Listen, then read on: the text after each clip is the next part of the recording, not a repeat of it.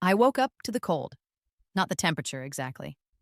The room was climate controlled, ridiculously expensive, always the perfect temperature. No, the cold came from the place itself. This bedroom in the Liang mansion, with its silk sheets and antique furniture and floor to ceiling windows overlooking a garden I'd once tried to love. It was a gilded cage. And I was back. I touched my face, smooth, young, no lines etched by despair, no hollows carved by starvation. 26. A year before, they ripped everything away before they left me to rot. I'm back. My fingers clenched into the silk. I'm back. Jared was asleep beside me.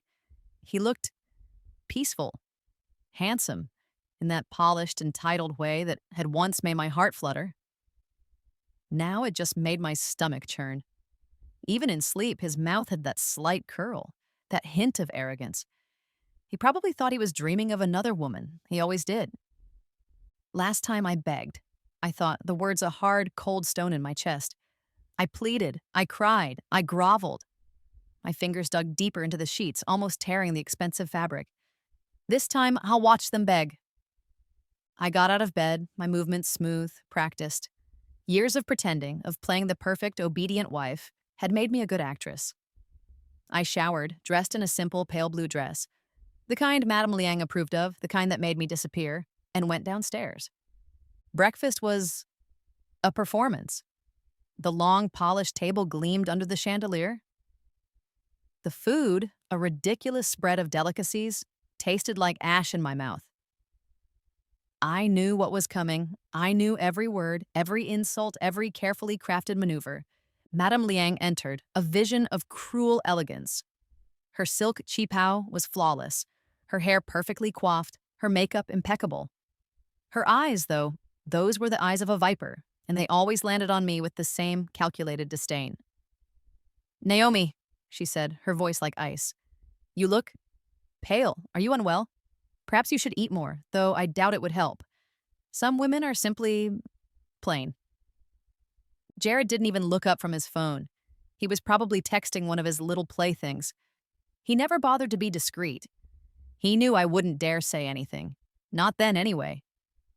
"Enjoy your power while it lasts, old woman," I thought, keeping my face carefully blank.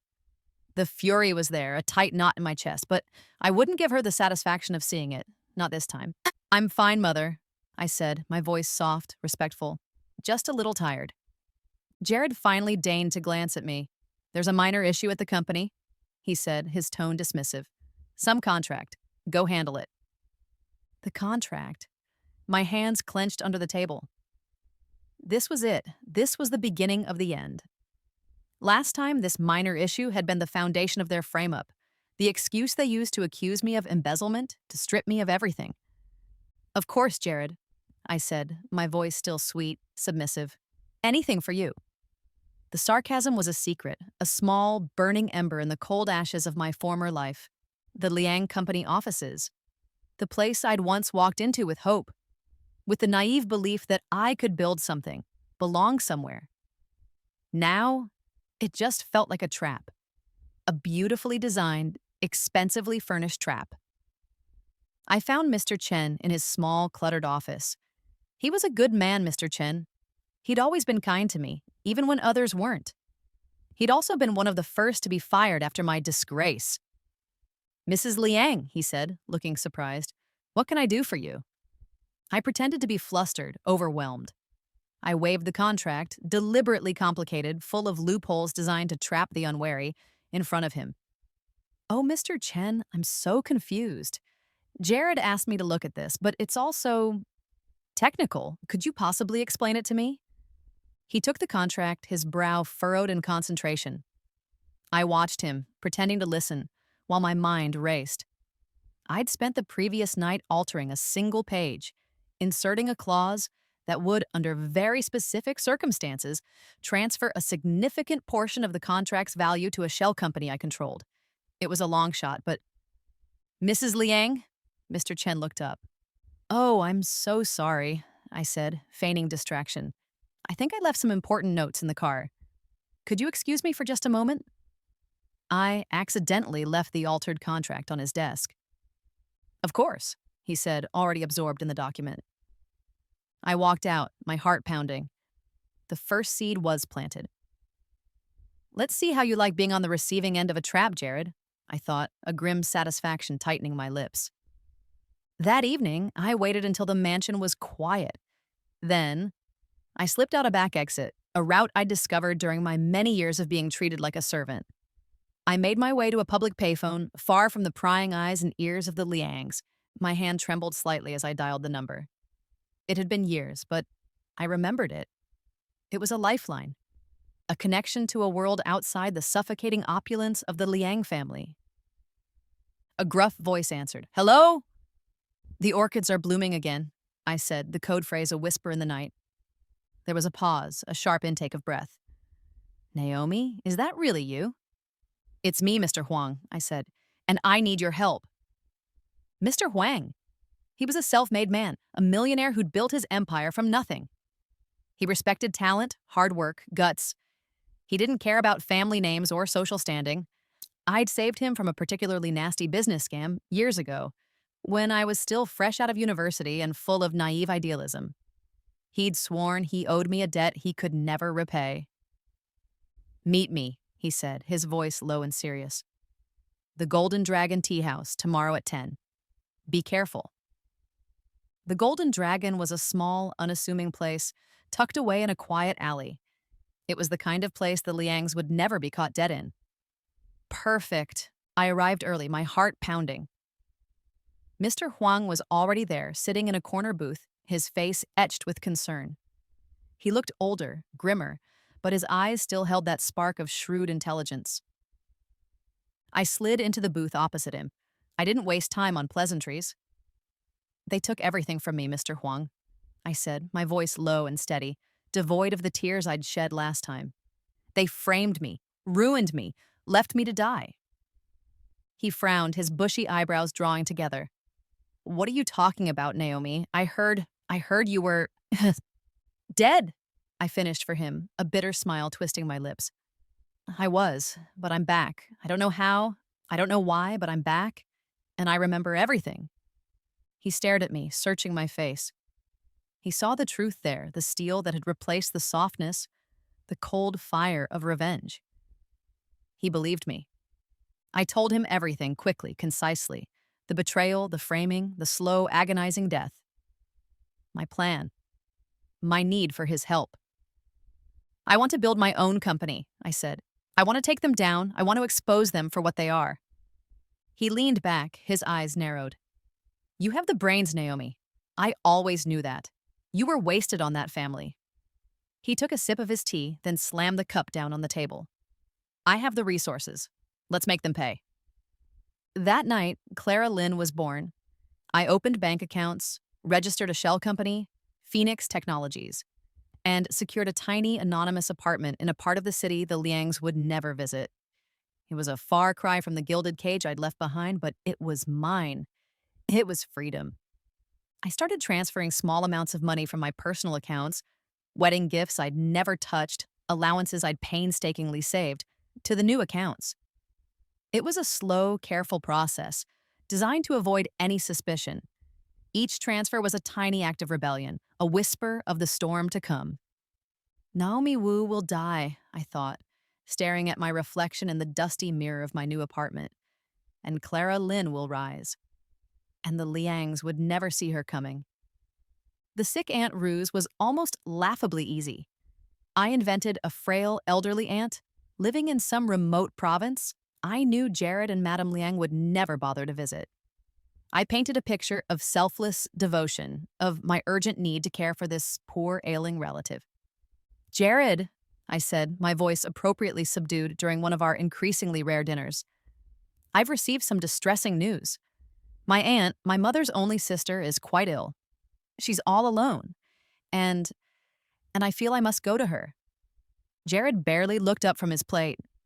He grunted something that might have been agreement, his mind clearly elsewhere, probably on whichever woman he was currently pursuing. Madame Liang, however, was more attentive. Her eyes, sharp and cold, assessed me with suspicion. An aunt? I don't recall you ever mentioning an aunt. She's She's very private, I stammered, feigning nervousness. We haven't been in close contact, but family is family, Mother. I couldn't possibly leave her to suffer alone. A flicker of something. Was it satisfaction? Crossed Madame Liang's face.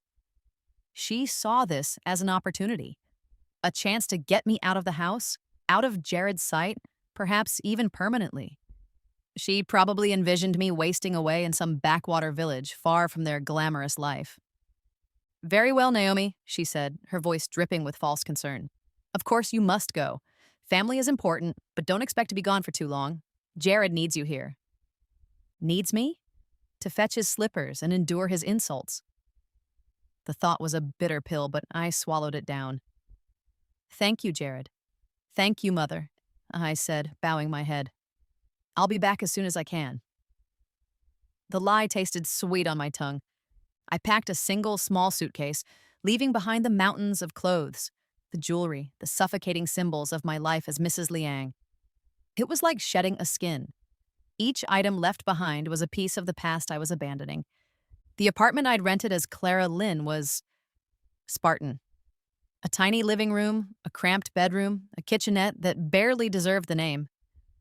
Compared to the Liang mansion, it was a hovel, but it was mine. The air felt different here, clean, free, I could breathe. I didn't waste any time. Mr. Huang was waiting. We set up shop in his surprisingly modest office, a far cry from the ostentatious displays of wealth at the Liang Company. We focused on tech, specifically software development. It was an area the Liangs, with their old money mindset, had completely overlooked. They were too busy clinging to their outdated industries, their crumbling prestige. The early days were a blur of work. We secured small contracts, building websites, developing custom software for local businesses. I poured all my energy, all my pent-up frustration and anger into the work. I was ruthless, demanding, pushing myself and everyone around me to the limit, but I was also good. Years of observing the Liangs, of seeing their mistakes, their arrogance, their blindness to the changing world had given me an edge. I knew what not to do. And Mr. Huang, with his years of experience and his network of contacts, was the perfect mentor. He taught me, guided me, but he also recognized my innate talent. I built their empire, I thought late one night, staring at lines of code on my computer screen. Now I'll build my own, and it will be stronger. It wouldn't be built on lies and exploitation. It would be built on merit, on innovation, on fairness. The first step in ensuring the latter was to ensure Jared's infidelity was properly documented. That was where Ms. Lee came in. She was a private investigator, discreet, efficient, and utterly without sentiment. I'd found her through a referral from a lawyer friend, a friend from my life before the Liangs. I need information on my husband, Jared Liang, I told her, handing over a photograph. And I need you to introduce a friend into his life. The friend was May, beautiful, intelligent, seemingly naive, the perfect lure for a man like Jared. But May was anything but naive. She was sharp, resourceful, and fiercely loyal to me. I'd met her in my past life, after the Liangs had discarded me. She'd been one of the few people who had shown me kindness, who had believed in me. And, coincidentally, she was familiar with my plans of setting up a foundation in the future for abused women. May's seduction of Jared was almost laughably easy. He was so predictable, so arrogant, so convinced of his own charm.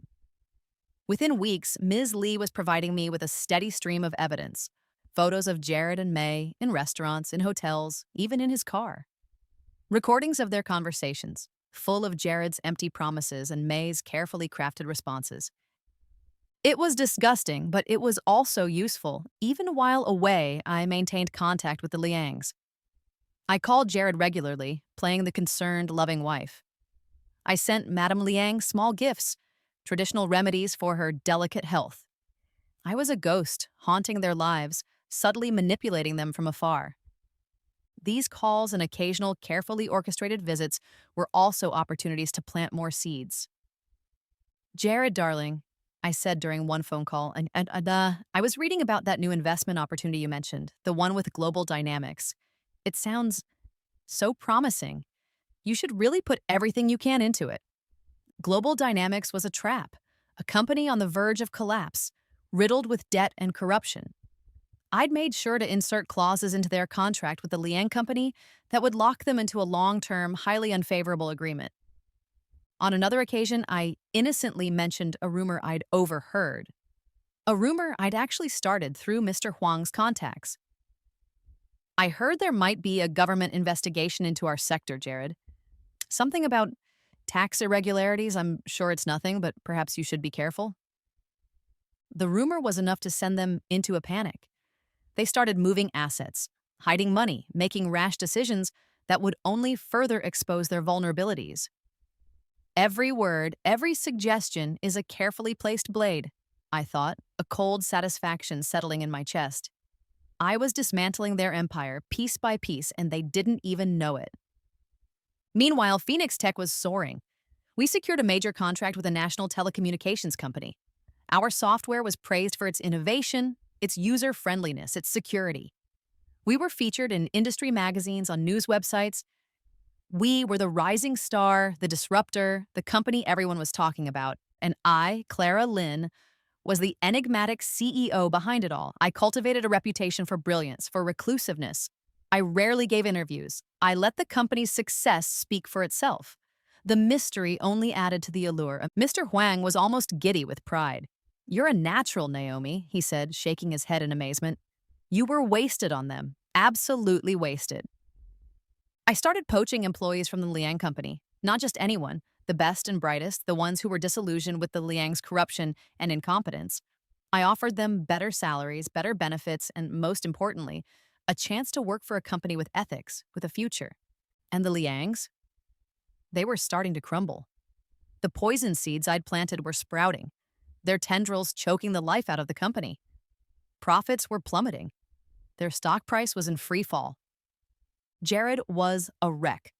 He raged at his subordinates, blaming them for the company's failures. He drank heavily. He womanized even more openly. He was a man desperately trying to hold on to power that was slipping through his fingers. Madame Liang was frantic. She made endless phone calls, pleading with her contacts, trying to secure loans to find a way out. But her network, built on fear and obligation, was crumbling. People were starting to distance themselves from the Liangs, sensing the impending disaster. I watched it all from afar, a detached observer. I read the news reports. I listened to the whispers. I saw the fear in their eyes when I occasionally visited to check on my dear husband and beloved mother-in-law. They suspected sabotage, of course, but they were looking in the wrong direction. They were searching for a powerful competitor, a rival company. They never suspected the insignificant Naomi, the woman they had discarded like trash, to add salt to the wounds. I knew I had to give them one last cruel reminder of the kind of man Jared truly was. I reached out to one of his former mistresses, a woman named Lisa, that Jared had promised the world to. Before discarding her without a thought, after the scandal in my past life, I tracked her down. "Lisa," I spoke softly on the phone, "it's a friend of Jared's. I have an opportunity for you. Meet me at—" Lisa agreed. The day of the reminder arrived. I'd instructed Lisa to show up at the Liang Company headquarters during a time when I knew Jared would be meeting with important clients. I watched from across the street, hidden in the anonymity of a busy cafe. Lisa, dressed in a way that was both provocative and subtly distressed, stormed into the lobby. She demanded to see Jared, her voice loud and accusatory. "He promised me," she cried. "He said he'd leave his wife. He said he loved me." The scene unfolded exactly as I'd planned. Security was called. Jared, furious and embarrassed, tried to silence her, but she wouldn't be silenced. She revealed details of their affair, details that were both humiliating and damning. The clients, horrified, quickly excused themselves. The damage was done. It was a small act of revenge, perhaps, but it was deeply satisfying. It was a reminder of the callousness, the cruelty, that I had endured for years. It was a taste of what was to come. The invitation arrived on thick, creamy paper, embossed with gold lettering. The annual Business Leaders Summit. It was the event of the year, a gathering of the city's elite, a chance to network, to make deals, to show off. A stage for the powerful. The Liangs, I knew, would be desperate to attend. Their company was circling the drain, their reputation in tatters. They needed a miracle, a public display of confidence to reassure investors, to silence the whispers. This summit was their last best hope. And I, Clara Lynn, CEO of Phoenix Tech, had been invited, not just to attend, but to be the keynote speaker. The irony was almost too delicious. Phoenix Tech, the company I'd built from nothing, the company that was systematically dismantling their empire, was now the star attraction. I accepted, of course. This was the stage I'd been waiting for. This was where the carefully constructed facade of the Liangs would shatter. The preparation was meticulous. I chose my outfit with the care of a general selecting weapons.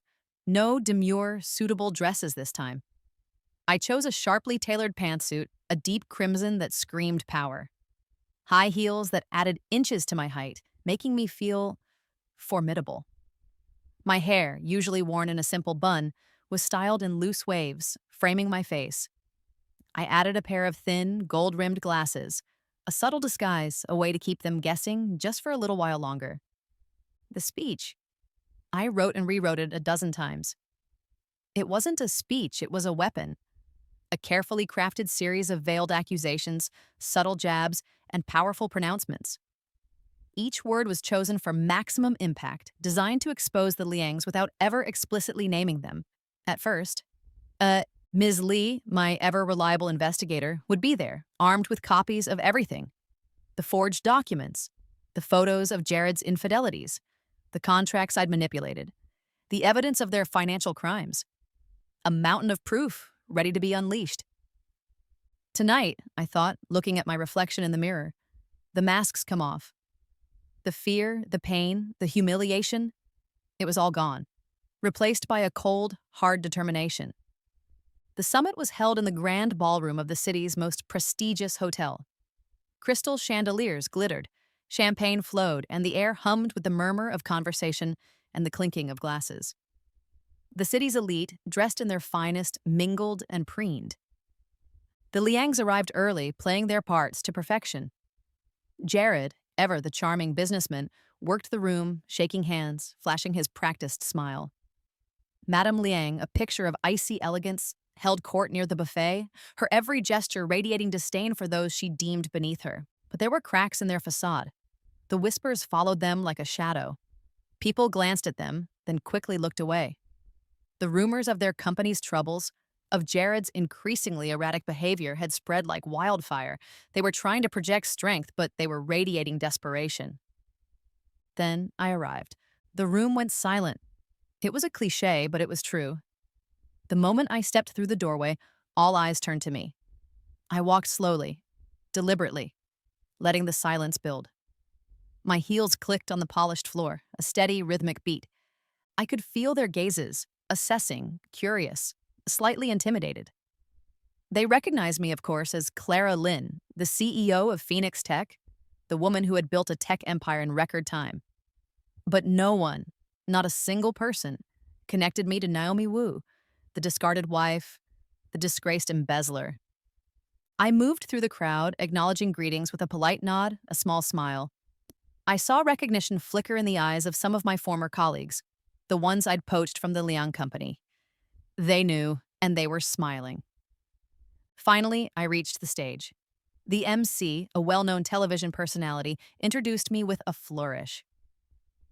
And now, ladies and gentlemen, it is my great pleasure to introduce our keynote speaker, the founder and CEO of Phoenix Tech, Ms. Clara Lynn. Applause thundered through the room. I stepped up to the podium, my heart beating a steady, powerful rhythm. I looked out at the sea of faces and I saw them. Jared and Madame Liang, sitting near the front, their expressions frozen. I began to speak. "Good evening," I said, my voice clear and strong, amplified by the sound system. "I want to talk to you tonight about stories. About the stories we tell ourselves and the stories others tell about us."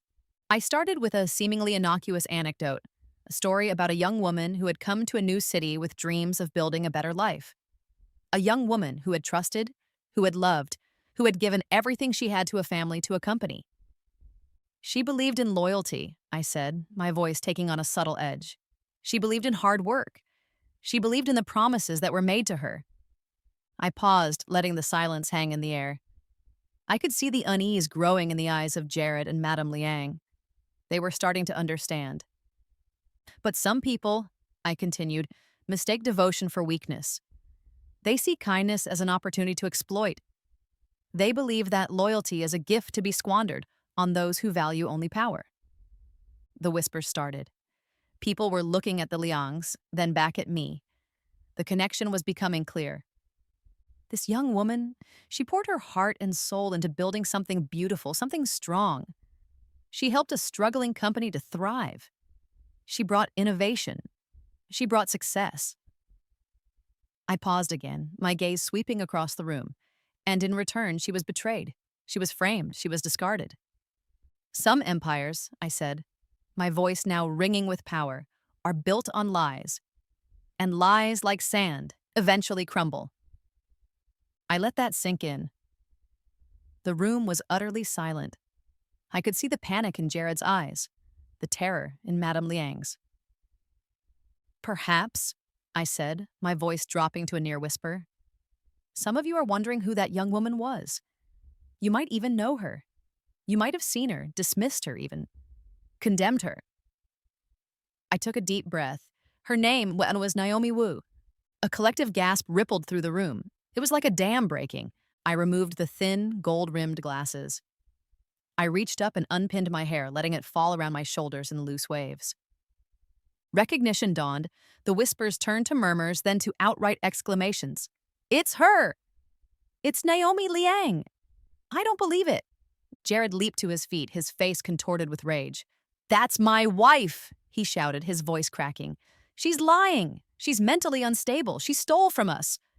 Madame Liang remained seated, frozen, her face ashen. She looked like a statue, a crumbling monument to her own arrogance. Ms. Li chose that moment to step forward. She moved through the crowd, distributing copies of the documents, the forged embezzlement accusations, the evidence of Jared's affairs, the contracts I'd subtly altered, the proof of their financial misdeeds. The media, sensing a feeding frenzy, swarmed. Cameras flashed, reporters shouted questions. It was chaos. And I, standing on that stage, calmly answered their questions. I presented a clear, concise narrative of the Liang's abuse, their lies, their systematic destruction of my life. And then, I revealed my revenge. The carefully orchestrated plan, the poison seeds I had planted, the way I had used their own greed and arrogance against them.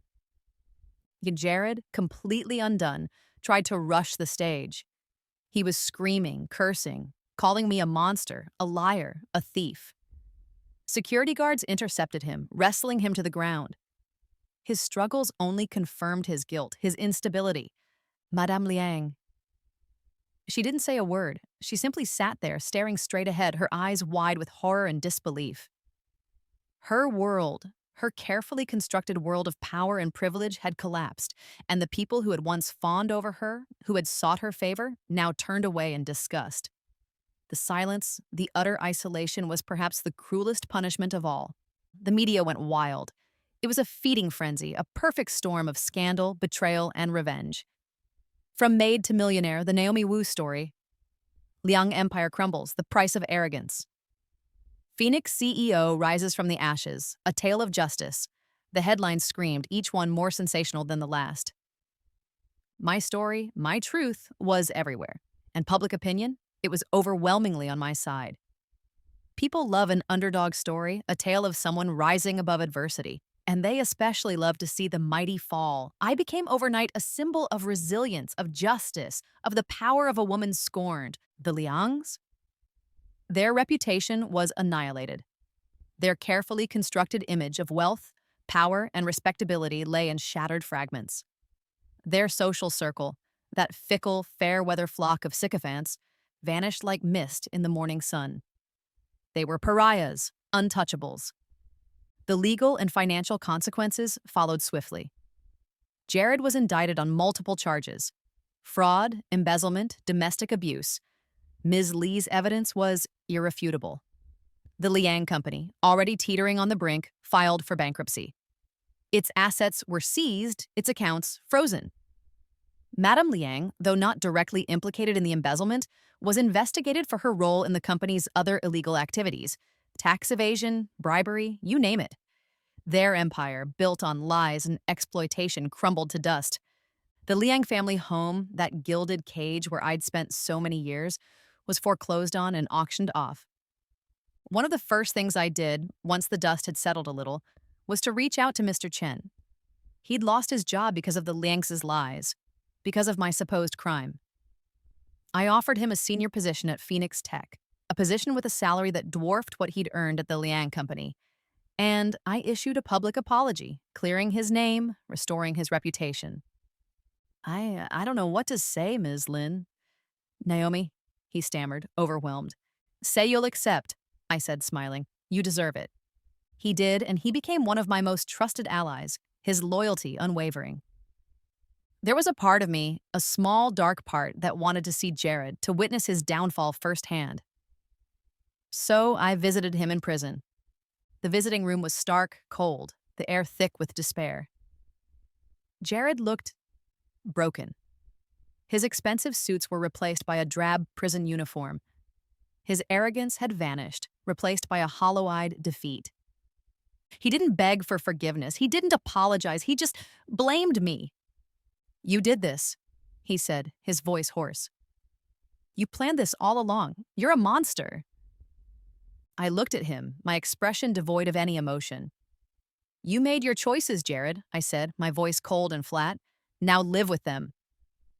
And then there was Madame Liang. I found her living in a tiny, run-down apartment in a neighborhood she would have once considered beneath her. The contrast to the Liang mansion was stark. The furniture was cheap, the walls were bare, the air smelled of stale cooking and despair. She looked old, shrunken. The fire that had once burned in her eyes was gone, replaced by a dull, defeated resignation. She didn't recognize me at first. I'd changed, of course, not just my appearance, but my entire demeanor. I carried myself with a confidence, a power, that she had never seen in Naomi Wu. Who are you? She asked, her voice weak and raspy. It's Naomi, I said simply. Recognition flickered in her eyes, followed by a wave of something. Shame, regret, fear. It was hard to tell. She didn't apologize. She didn't beg. She just stared at me. This is what you deserve, I said, my voice devoid of any emotion. It wasn't a curse, it was a statement of fact. I reached into my purse and took out a small envelope. It contained a significant amount of cash, enough to keep her from starving, enough to pay her rent for a few months. It wasn't charity. It was a display of power, a reminder that I, the woman she had despised and discarded, now held her fate in my hands. I placed the envelope on the table, its stark whiteness a glaring contrast to the dingy surroundings. Then, I turned and walked away. With the Liangs ruined, I turned my attention to building something positive, the Phoenix Foundation. It was a charity dedicated to helping women who had been abused, betrayed, left with nothing. I poured my wealth, my energy, my passion into it. We provided legal aid, financial assistance, emotional support, job training, everything a woman needed to rebuild her life. May, Jared's former mistress, became a key member of the foundation. She shared her own story, her own experience of being manipulated and discarded. She was a powerful advocate, a living testament to the resilience of the human spirit. I sold the Liang mansion. I couldn't bear the thought of living in that place, of being surrounded by the ghosts of my past. The proceeds from the sale went directly to the Phoenix Foundation. It was a symbolic act, a cleansing. I bought a new home, a modern villa overlooking the sea. It was open, airy, filled with light. It was the antithesis of the Liang mansion, a place of peace, of tranquility, of hope. I focused on Phoenix Tech, on the foundation, on building a future that was free from the shadows of the past. Years later, I gave an interview to a prominent magazine. They still called me Clara Lin, professionally. The interviewer, a sharp, intelligent woman, asked me about the Liangs, about my revenge, about my past. I answered honestly, but without bitterness. The anger, the pain, it had faded. It was still there, a faint scar on my soul, but it no longer controlled me. Do you ever regret what you did? She asked. No, I said firmly. I regret what they did, but I don't regret fighting back. I don't regret surviving. Do you ever think about them? I paused, considering the question. Sometimes, I admitted, but not with hatred, with pity, perhaps. They were prisoners of their own greed, their own arrogance. And do you miss anything about your old life? She asked, her eyes searching mine. I smiled, a genuine smile, a smile that reached all the way to my eyes. Not even their regrets. And that was the truth, the absolute, unvarnished truth. I had found peace. I had found purpose. I had found freedom. And the Liangs, with their cruelty and their lies, had no power over me anymore.